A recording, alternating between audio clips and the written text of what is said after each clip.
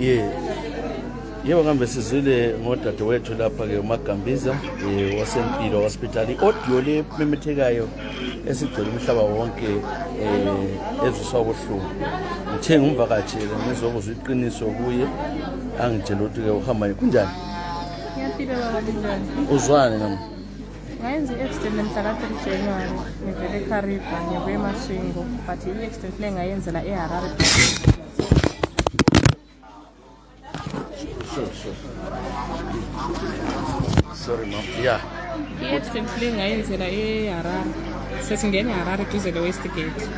Yikho lapho esayenzela khona i-accident. Sabe sithwalwa i-ambulance sahanjiswa eHarare hospital. Then sithe eHarare hospital udoktor wabesesithi kumele ngiye ePharinyatha ngiyibona ngodoktor abanza ngomhlana ngoba ngabandezelwa ngamasithi ngademejeka i-spinal cord. So manje sesikhonapho ngabe ngicela mina kudoktor ngathi no ukuthi ngiye ePharinyatha angilazihlobo eseHarare. Bengicela lentransfer eMaswingo makwenza. Ngabe sithi ukuthi ngihambe eMaswingo amanyuru katholakala eMaswingo. So kungcono ngubhalele i-transfer letter uhambe eBulawayo eMpilo. Yikho ukubuya ngakwenzayo eMpilo ngapha eBulawayo. Yikho lapho kulezihlobo zikamama but umama kasowana lapha eBulawayo usuka eGwanda eManama eMapate konjawami engumntwana wakoMrengo. Yena umama wami accident le yenzakala ngawo eHarare eWestgate. Ibhasi leli lalisuka eKariba. Akhona Westgate. Westgate. Yenzakala eHarare. Ibhasi yabo bande CAG. Abako CAG babuyile lapha. Khona phezulu. Babuyile bathi ibhasi yabo izange bekhona ku-accident. Sisazama udinga ukuthi yipe ibhasi yakhona. Bayala bathi awula bhasi yabakhona ku-accident eCAG. Ama-days lawa. Ibhasi yona leyana ngokwesibili siyo. Owokuqala yawo mhla ka 2047. Mina ngangekho phakathi. Le yawo mhla ka 3 January. Yikho lapho ngamphakathi khona. Yawela ngapho khona. eWestgate. Sesiyafika eWestgate. Sesingena eHarare. Singena eKariba. Yachana lana. Yayenza iyedoni le truck. Okay. Mhla kabani? 3 January. Kwafa abantu. Abaningi kakhulu. Lokhuzene ngathi esipone lapho esayenzela khona i-accident kwafa abantu abayi-21. 21. Ngizama ukuyikhangela lapho i-accident le ngiyibone kamhla ka 3 January. Yabantu abang-21. Abantu labo uthe sukwenza accident wathwalwa esibhedlela. Sathwalwa i-ambulance eHarare hospital. Sahamba esibhedlela eHarare hospital. So manje bese sifuna ukungitransfer ePharinyatha. Ngiyibona ngodoktor oyenza ngokwemhlaba. Mina ngabe ngicela ngathi ukuya eHarare ePharinyatha angisakwanisi bengicela lentransfer ngapi eMaswingo ngoba eHarare lapha angilasihlobo. Babe sithi eMaswingo akula odoktor othwa ngonyuko. So it's better sikutransfer eMpilo. Wabuya ngani usuka eHarare? Ngabe ngebhasi. Wabuya ngebhasi usuka eHarare. Usize eMpilo. Ibhasi le uthe usehla koBulawayo wasusiyana. Ngayihlela koneki. Ngiyehle ebhasini koneki ngingena ku taxi. Ngiyehle taxini ngathi taxi iye yabuya yantshala lapha egedini esibhedlela. So isibhedlela leso sikhulula umuntu olimele ogulayo kanjalo bengakuhambisi ngeambulance. I-ambulance ngoba besithi i-ambulance kumele ngibhadale. Andibona ngoba besithi kumele ngiye ngaphi ePharinyatha. Mina ngabe ngicela ukuthi into ngizama ukuthi abantu umuntu ozubuhlungu angaka eqolo asethwalwa yibhasi ihamba igadla ibhasi wayigadela agadela eMpara. Waphuma esibhedlela wayeMpara. Ngayenza ukuthi ngitaxi esibhedlela eHarare. Ngihambisa eMpara. Ngabe ngene ebhasini. Ngiyehle etaxini abantu bengincedisa ebhasini wagada wahlala esithini. Hayi wangihamba nje ngabantu. Ngincediswa ngabantu ukuthi ngingene ebhasini. Ngoba ukuhamba ngingajekwa so ngiyabe ngihamba bhasi iqolo. Yabe kudonsa emhlanga lo. Ngithe nje kama records yakho wena wawu-admithiwe mhla ka 12. Ukwafika eKariba. eKariba yikho lapho ngisebenzela khona. eKariba wasiyabona udokotela. Sorry. Wawubona udokotela khona ngani? Ngangibona uphi? Ngangingabona udokotela. eKariba yikho lapho ngisebenzela khona. Esibhedlela unesi. But just ngiyake ngi-admit ngenxa ye-epilepsy. Okay, unesi. ngiyone S8. Okay. Ngizama ukuthi ngizwisise ukuthi ngibone because ninje njengomuntu ngiyablame ukuthi bakweke la. Usizwe ubuhlungu ukuthi usuke yona lento engazisile. So wena bayakwazi njengone S8 khona esibhedlela sakho. Kodwa bakwekile ukuthi uhlupheke ukuye lapha koBulawayo. Right, nxa ngikhangela manje lana kubhalwe kwenye ubhalo ukuthi wena waba involved accident 3 December. So baphambanisile ubhala lokho. 3 December? Baphambanisile. Ukuhlola lokho anzange ngenzi i-accident mhla ka 3 December. Baphambanisile. Baphambanisa ubhalo. Yes, ngizwile ngoba nje 3 January. Okay, baphambanisile. Kuthi baphambanisa ubhalo. Ukubuya angalo ukuthi uyeni. Kodwa 12 kule isidindo sesibhedlela seHarare. Yikho lapho engasuka khona eHarare. Anjo. Ngisuka eHarare. Yikho lapho uDr. wabhala khona i-transfer letter. Mina kuba bami kusemashini. No, hayi ngizwile lokho. Yazi into engikutsho lapha mama. Ngithi 12 December eHarare Hospital inike amaphepha ukuthi wa-admit mhla ka 12 December. I-accident yenza mhla ka 3 January. Phakathi ka 3 January no 12 December ongani? Ngase Harare Hospital. Ngapha bona bathu admit mhla ka 12 December. Mhla ka 12 no eParenyato bathu admit mhla ka 12 January. eParenyato lapho ukhona esibhedlela eHarare Hospital. No. So isitembu lesi si wrong lesi need to correct. EseParenyato ibhula ukuthi obuye lalo libonile. I think lithethe ngosister. Yeah, ibhula kwelibuye lalo libhali ukuthi admitted Harare Hospital 12 January. Accident zamhla ka 3 zama ubona ukuthi mhla ka 3 sefika u12 maybe awusuzwa ubuhlungu kwenye indawo ngangesibhedlela wachema. No, i-accident mina ngenza mhla ka 3 January. Ngase sibhedlela konke lapha eHarare Hospital. Okay, so wenza mhla ka 3 ngichophela ibhule admission libhalwe admission. Admitted at Harare Hospital 12 January following isandla esibuhlungu. Kwakuyisandla leso sithithwayo. Nyakwazi lama feet. Sengikwazi lokho. So right, so admit mhla ka 12 wasukuya lapha wagada ibhasi wedwa. Laba bantu wafika ukugula kodwa wabuyile ebhuku wawungabhalanga utransfer to Mpilo. So bapho ukutransfer to Bulawayo baphambanise nxa bakutshela ngomlomo khonokho. Yayizwe into engisho. Ukubhala babebhalele noma esidindweni sami esebhukulwa lele ngilalo kubabhalele ukuthi transfer. I-transfer letter bayibhala.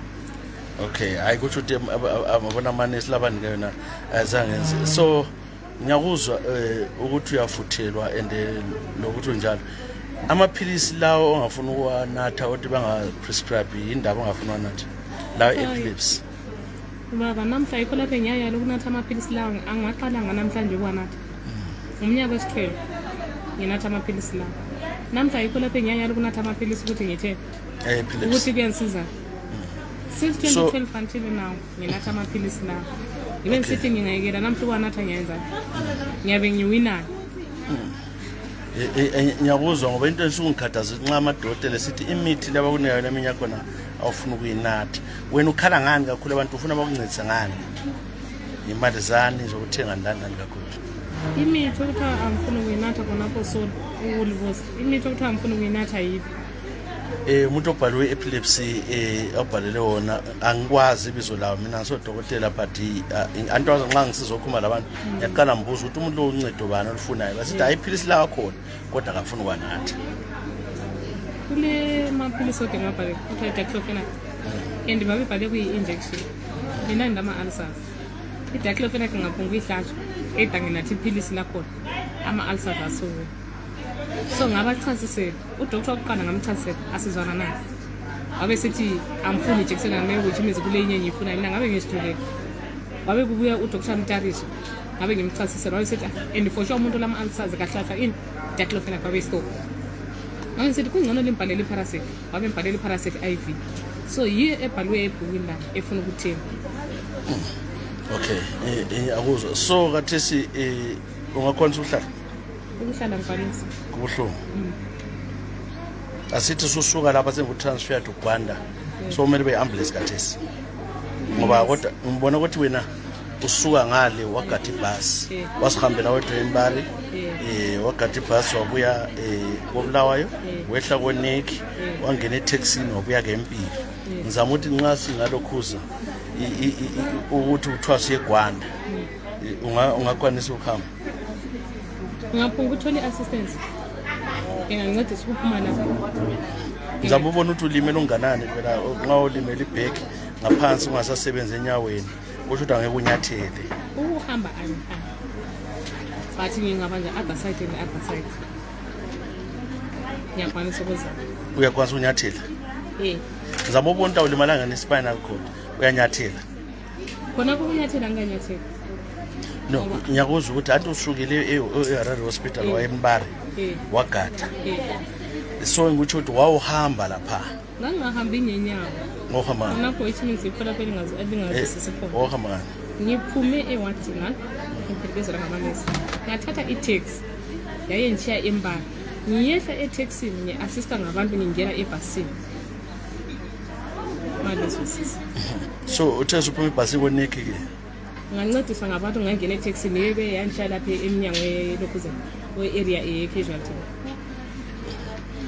e-casualty benzani basekulanda sorry e-casualty benzani wangena ngabizela unesi lethe sebembizela unesi wabuya lombheda abancedisa ngabendaisembhedeni uphume emoteni amenalisembhedeni no ngizama ukuthi abantu labaphambanza phela nxa wawulimele nge-accident ngenza ukuthi nxa ulimele ispinal kusuhlaliswe ebhasini babekuhlalisile bengahlalanga ubenzele ebhasini olele ebhasini bengahlalanga ulele yagcwala ibhasi ku-back seat ngama-taxi wawulala esithini futhi etaxini ngandole ngikrosile so but ngigoqe inyawo okay so yikho ngifuna ukubona lapha inyawo ziyagoqeka ziyavuma movement ngizama ukukhala phela manje ngizama ukukhala indaba yakho eqolo siyaphansi inyawo ziyagoba ziyahamba engaphonga uzibamba ziyagoba but azinamandla ziwiki ngoba noma bengichibilikisa abazibamba bezigobisa bengichibilikisa but mina ngokwami ukuthi ngizidonse ngedwa ngizigobise ngendlela angikwanisi ukuthi ngichibilike ngedwa angikwanisi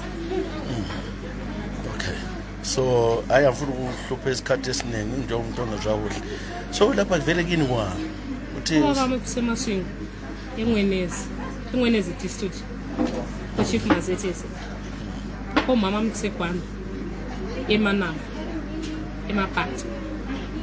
emapati village yikho lapho kuvela khona umama baba umama uyaphila but endele botsana yena ubaba mwashona umama uyaphila isihlobo zakho ama-siblings akulosiso bhuti ubhuti ukhona abanawo bakhona banga but ubhuti engimlandelayo ifestival kamama use-South Africa okay abanawo abanandlelayo bakhona eKwana so wena uvela uhlala ngaphi kahle emasini eKaroli Kariba osedilane eKariba yikho lapho engisebenzela khona usebenzela khona eKaroli ngisebenzela khona okay ngikwazi ndlula just ngebhasi ngoba umama onyamqambile usupervisor wakho lwana emqambile kuthiwa Mrs. Sibanda khaba ku-training ne-Red Cross kuthiwa Mrs. Sibanda umetron gym hayi umuntu okweyindawo phela lapho ongaqambanga khona see when I did into ekuthiwa ngama-investigation ngikhangele metron okwenye indawo lapho ongaqambanga khona kuthi uthiwatshintshe wayengaphi umetron lo ebesekariba wasuke eKariba wabuye eKaroli no into engitshoyo mina sithi angithi ukuthi bumbeba lamanga omboni lamanga bathe hayi ibizo lenele kabalalo khona ngale eKariba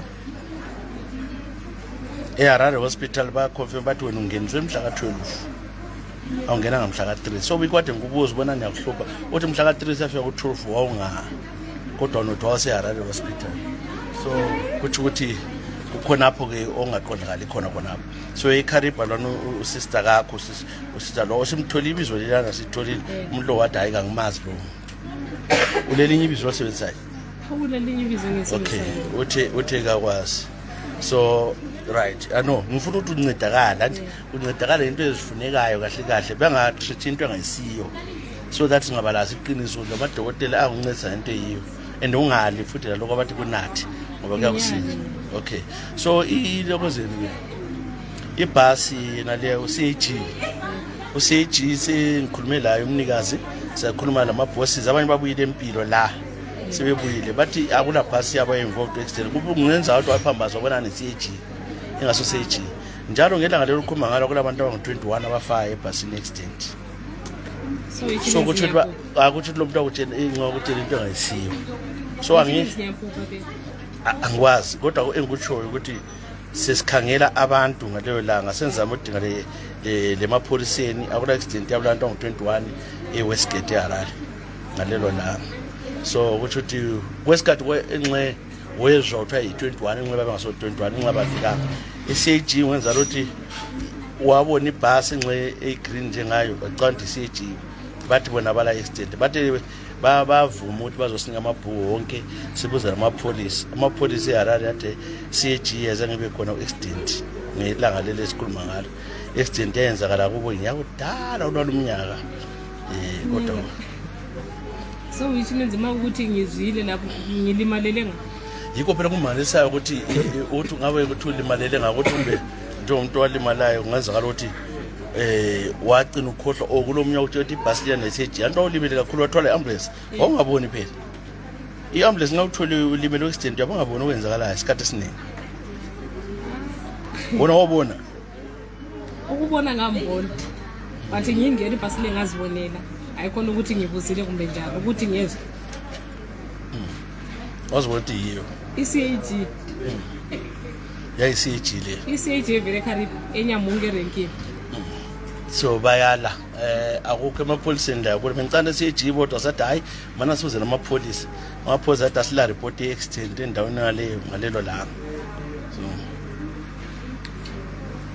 yabona into khona so okay umama lo wade umnikele i-Red Cross njengawo sebenza la omnika ifoni yakho ifoni okhuluma efonini yakhe kodwa umuntu lo kade siyambona ngakho phela beyi-Red Cross ekutraining so kulabantu abafonelayo inamba naliyana abanye bafaka izimali kuyena le number uzazithola ngawo uzambona umama lawo asonesi sengikutshela lokho umuntu we-Red Cross obekutraining ofile wawuthatha ipikitsha le number uyamazi omazi so manje nxa sefakela imali uzazithola ngawo awumazi umuntu wena kodwa la watrain Red Cross mina phela so umazi umama lo uthatha ipicture ngazithatha ngedwa ikhona ukuthi yena ngoye wanthatha ulela zela sithatha iself liyana ulele embhedeni nje yeah ngathatha ngekhamera yaphambili isiphambano okay angifuni ukungcolisa umntwana wakhe yena wayenze ikhamera on ngalishuta ngedwa okay no usile ke mama sizezwe ukuthi ufuna uncedakala ngani sizokala laphana basitshele umele e-UBH uyekhangelwa ke iscan kodwa wasuku siba lamafitsi lana kwehlula ngoba umuntu amafitsi kahambi kuscan khathesi ubhuki ukuthi uhambe futhi uyandithembisa uzahamba ngemandi uthiwa ngiyahamba mandi banye banje uzahamba imandi antsho uyampromise okay nyama kakhulu usile sabe sisizwa ukuthi uhamba njani kodwa sithemba ukuthi ke konke kuzakuhambela kuhle nje ulo mntwana leminyaka ngayi ngina 29 this year 29 this year okay so all right mom so khona sibuhlala since yenze okay inyawo ziyagoba lezi ziyagoba zithi okay zingabanja ukuthi akulani esilabe ngifuna ukubona ukuthi amazwana nxa udlalisa ayadlala so wavela ukuzizwa inyawo zingabanja so phela ngizizwa khona but mazingabanjwanga ke uyazi ukuthi ngenzelani mina ngifuna ukuthi bakwelapha into eyiyo bakuncede into eyiyo amfuni bakwelapha into engayisiyo mama ngoba nxa ungani kulezinye izinto eziningi kodwa empilweni yakho konke kuright ukusebenzela kulalutho oluhluphayo akulanto yokukhathazayo konke right akula muntu okuhluphayo akukhathaza kudala owakangikhathaza ukhona mbali owaboma wayesezayo ukhulu ukhulu ozala umama wayesezayo amabere ukhulu ozala umama wakurepa sakhamsane court nini end of 2019 amapholisa athini sahambisane court sanebe DHS2 uthi sibuye court ekhothi bathi Bridge Rural Bridge Rural Ukhululo. Police station yakhona i-under Betty Bridge. Okay. Ithuli police station. I-under Betty Bridge. So sithe sinekwi-date esi-2 ukuthi sibuye ecourt. Sithe sibuyele ecourt yena ngazange sabuyile. Ukhona? Ukhona ekhaya kwaNdaba. Abamenzanga lutho. Khazange enze lutho. Ngoba mina lapha mbamba khona bekungasokwaqala. Aqala ukubamba imali kazana wakhe. Ayihlalela ezefemini. Abe sebamba mina ngabe ngimhambele epolice. Okay. Into le iyafika emcabangweni wakhe isikhathi esiningi. Yeah. Kuhluphe. Kuhlupha ukuthi umuntu obambile uhamba phandle yezwa lutho. Yeah, khona ko kuyanhlupha. Ngoba sithi khona lapho vele ugogo wayengasakhona ukumbona. Nxa phuma esibhedlela uzokuyehla la. Mansukela. Emasungu kungcono. Ule asiye izinto ezinyo zibuya emcabangweni wakho ukuthi kambe ngaphuma esibhedlela zakuya ngaphi. Akufikele ukuthi uzakuya ngaphi manje. Ukuthi ngizakuya ngaphi? Ungaphuma esibhedlela uzakuya ngaphi. Ngiphuma la. Emasungu ngibona ngani kungcono. Kulo bani? Lo aunt. Sisiyaba ngoba mncane. Sebekwazi ukuthi uyagula. Bakwazi. So yikho kochaza uzwe ubuhlungu lokho into enza la kuwe iyawuzwa ubuhlungu kakhulu. Yenza ubuhlungu. That's why ngakhipha i-Othi because ngamphathekile. So ikwakhipha i-Othi le anophathekile. Into okukhathaza le kubandla kwakho. Ye-extent engahlangana. Umama uthini yena? Umama inamba zakhe ngekhanda angizazi. Wazazi efonini yami yalahleka lapho ngezakhona i-extent. Umama uthambani? Violet Angela Nyathi. Ngonyathu mama. Umama ngakonyatha. Ubaba wengakobani? Wako Gambiza. Wako Senior. So accident okay asime accident esizwile but i-rape yenza la 2019. Azange uhambe ucounseling. Ngahamba. Counseling. Bakhuluma la kuhle. Ubaba ukhulwane lokumcabanga lesikolo. Umcabanga ngiyamcabanga but khonokho ukuthi ngendlela anyenza ngayo nje. La namhla ngiyazibuza. Ngoba 1 ugogo yaphila. 2 ngabe kuthiwa ubamba umama umntana ayikhona ukuthi mina. Waye ebelomcabanga ukuthi ugogo wathi umama wabe ezobamba mina isizukulwane. Okay. All right. Okay senzwile antsho. So abafuna unceda ngezinto ayikhulekile lebuya public relations empilo lithi liphathele bathi ukuthi ubanizwa lokho futhi Sithulisiwe Gambiza. bathi liphathe uSithulisiwe Gambiza izinto siyabonga kakhulu uyadla kodwa Udla nyaka. okay Ngiyabonga. siyabonga kakhulu thank you Kosibusisi. yebo ngavela siphuma lapha esibhedlela siyabonga manesi siyabonga yes sengiqedile thank you mama siyabonga all right sharp thank you yeah Empilo hospital hi ngono lesithole ke ngoba khona ke inkokhe zakho nesizo hamba njani la indawo yakhona ke ayi enzinyana kancane indawo yakhona enzinyana kancane admitted on the 12th of January at Harare Hospital. I don't know how she was released. Umuntu of accident can't release yedwa with no nurse accompanying. Yeah. So yeah. Yewe. So it's getting the name office in my bosses. Principal nursing officer. Poi. Ulabantu sorry. Ngiyafuna ukubona mbijana 2 minutes. So lokhu baba please abantu basuka baphamba this thing you actually said by Swift.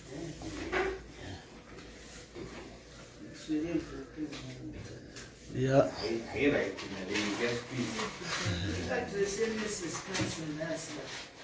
Kathi izodinga indaweni esini. Lapho ngiyifuna inesini. Oh. Okay. Maluma Mbuya. buya mari unachaya ibhati lingambalekele.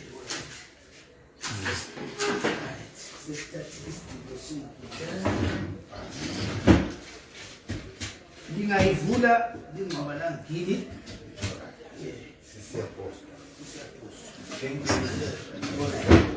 Hlale ngathi khona hlale ngathi. Ya singahlala ngapha la Laba sasebenza.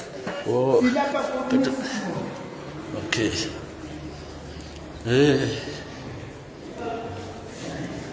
Singena. Yeah. Solo ukuphambanisa emsebenzini wakho nyakwazi ukuthi umuntu ohlezi ubusy kwaba usithole ngu-principal nursing officer khona apha eMpilo hospital. Ngivela bona i-patient le after uzwa amaphepha lokukhuluma labebhasi lokukhuluma le Harare hospital into zakhona ziyachiyana. Akunjele kahle ke usisi lo limbone nini ubuye nina? Lapho kuye mhla ka-17 January. Sithi engumuntu obulawa liqolo or esingathi backache. Yes. Then wase admitwa. Then kwasokutholakala ukuthi uvele yena ubulawa ule epilepsy. And so what the doctor had suggested was that she has a CT scan of the spine.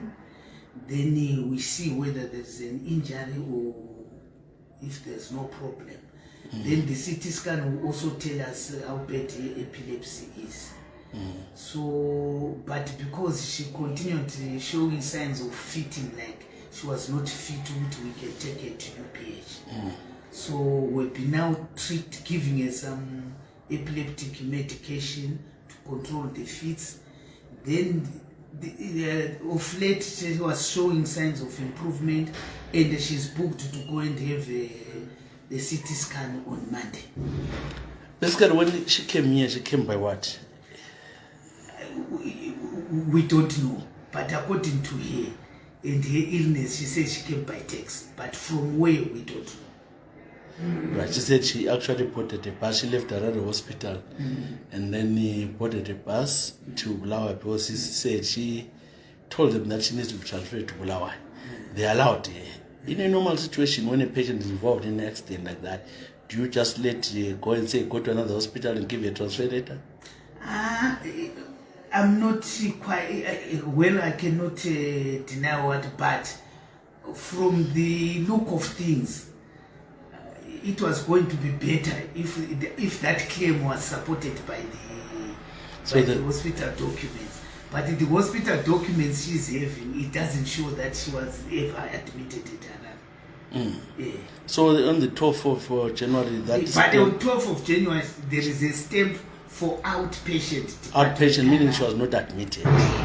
So there is nothing else written to show them that after being seen in Harare, she was admitted. Unless if she used a different again, her book shows that she was being treated for a hand, something? Yes, in Harare she presented with a fractured right radius and arm. Meaning with her injury she presented at Harare was a fractured bones. Not the back. Not the back. The back only appeared which was now at Mpilo. Yeah.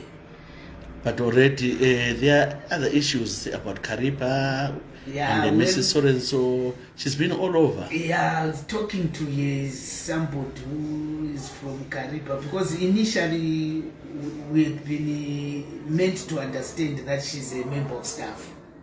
So when we now phoned as usual to want to phone Kariba to notify them that we've got somebody here who is one of your nurse aides, they said they don't have somebody like that. Then later on she said it was Karoi instead. We phoned Karoi. Karoi also said they don't have a member of staff like that. Then later on, that's when she said, no, she was involved in a car accident, in a bus accident going to Harare from Kariba. Then from there, fine, that one would slightly believe because there is a hospital stamp for Salim Mugabe Central Hospital. But whether she was discharged, whether she was admitted as Salim Mugabe, we still need to prove that. So it's difficult to deal with it. Now the medication, which nurse said she's refusing to take. Normally the It's epilepsy. a usual medication, which is the epileptic medication. Yeah. But So- it's only after this story, I think, whether she's protesting or what, I'm not sure. So there was no ill treatment at Impilo. She was treated like all other patients, and they handled it very well. Although normally it's the patient who said I've been mishandled, but as far as I'm concerned, according to her charts like anybody else, I don't see if there's any element like that. And then your staff nurses recorded a video, not a video, in audio. Is it a nurse? Do ethics allow the trained nurse? It doesn't, definitely. Even for, because the person who actually recorded that video is a nurse volunteer who is actually on attachment from her school. They train in their schools. I think they train for 3 months. Yeah. Then after training for 3 months, they are attached to us for 3 months. And their schools come and visit them. So it's not a trained nurse? No. I was wondering, why would a trained nurse do that? No, she's not. In as much as well, she's not a trained nurse. Even when they are training this voluntary something, patient's confidentiality or patient's charter is also taught to them. But this one is a gross violation which she did, which also might even impact to her own school. Incredibly. Okay, that's not an Impilo nurse. I want to make it clear to the people. No, it's not that's Impilo not. nurse. She's only Impilo by virtue of saying she's doing her practicals at Impilo. Yeah. Okay. So, no, we now know the story, we understand. But don't you think that there's some mental health issues with her? Yeah, well, mostly patients who are epileptic, sometimes they behave a bit not very normal, but that's very common. We take that way. Yes. Okay, so but also because of this history of being here, there, I think because there's also Gwanda here. There's also rape, so allegation there's also of rape. allegation of rape. So there are so many theories, stories, although we don't have much evidence to support that. But as people are phoning, they are giving us a lot of versions about the net. Okay, so she appears to be known in different places. Yes, she's appeared with different names. Yes. Okay. No, I do understand, and at least we try to unravel things so that people know the truth, so that they know instead of speculating and blaming Impilo Hospital. All right. Yeah, so I yeah, but I think before we close, I would also want to thank the community. I think the community of Blawayo, we have seen people coming to verify what they hear, which is very good, which we encourage people to do. Yes, some coming as far as Gwanda to just come and verify. So that's, if we can keep it that way, I think we can manage to really help each other work in harmony. Thank you. Thank you very much. Thank you very much.